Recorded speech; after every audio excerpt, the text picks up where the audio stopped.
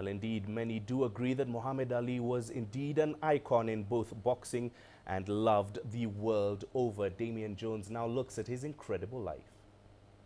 Muhammad Ali first came to prominence when he won a gold medal at the 1960 Rome Olympics, but his most enduring image might be lighting the cauldron at the 1996 Atlanta Games. And in the years in between, he carved out a legacy that earned him a very straightforward nickname. I am the greatest. Shortly after turning pro, the man born as Cassius Clay would set out to prove just that, and on February 25, 1964, he defeated Sonny Liston by technical knockout to become world heavyweight champion for the first time. All of you reporters made it hard on this one. Never write about me like this. Never make me 6 to 1. Just make me angry.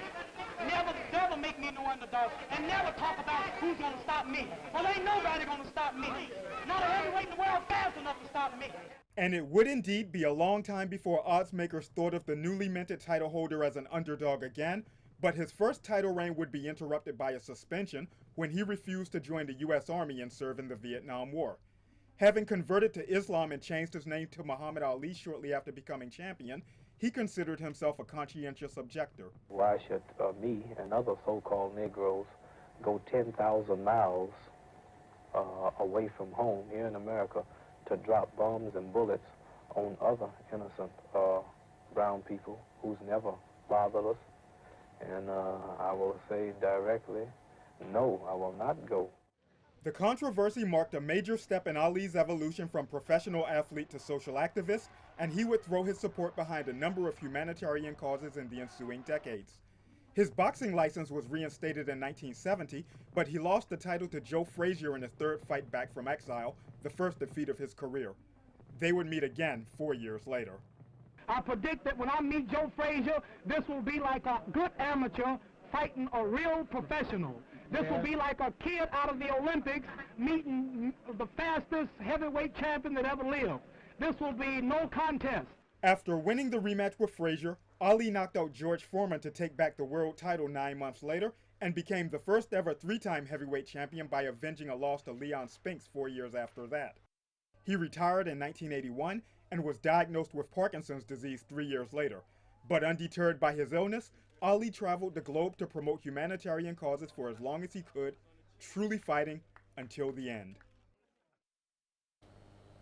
Let's keep the conversation going. Let's get more on this story. Joining me now is CCTV's Nathan King, who joins us from Washington, D.C. Nathan, what has been the reaction in the United States following the death of the boxing great Muhammad Ali? Well, as we've been hearing, it's not just the United States, is it? From his home state of Kentucky all the way to Kinshasa, tributes are flooding in, not just for the man, but also his message. This from US President Barack Obama and his wife. Muhammad Ali was the greatest, period. If you asked him, he'd tell you he was the double greatest.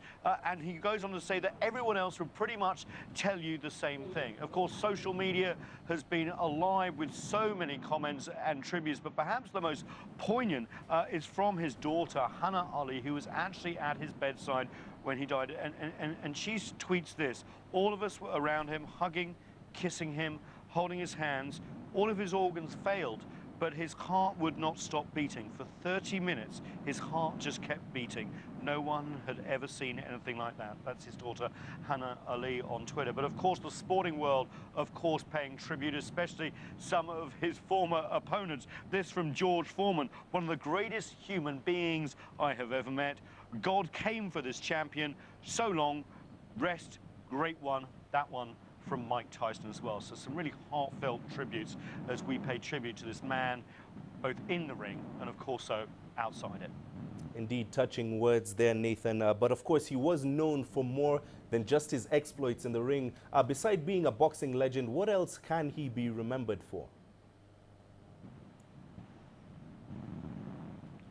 Two things, and these are quite monumental when we talk about the history of the United States. First of all, the civil rights movement. It is quite amazing the impact he had. People talk about Malcolm X and, of course, Martin Luther King. He was up there in terms of his influence on the country. In fact, he was vilified for it as well in his early days. And remember, the Vietnam War as well. He was drafted. He was meant to go and fight in that war. He refused. He was actually given a prison sentence that he appealed. He had his boxing title stripped from him because of that as well. But he refused. He said, basically, I will not go to fight in the Vietnam War and kill innocent people. And he really led to a whole movement of people saying, if he doesn't go, I'm not going either. That was quite incredible.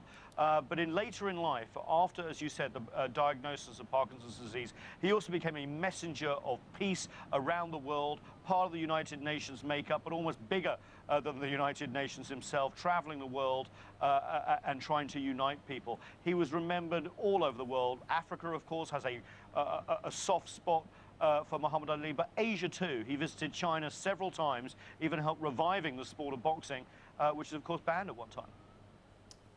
Nathan, thank you very much for that. CCTV's Nathan King joining us from Washington, D.C. following the death in the early hours of Saturday of the boxing great Muhammad Ali.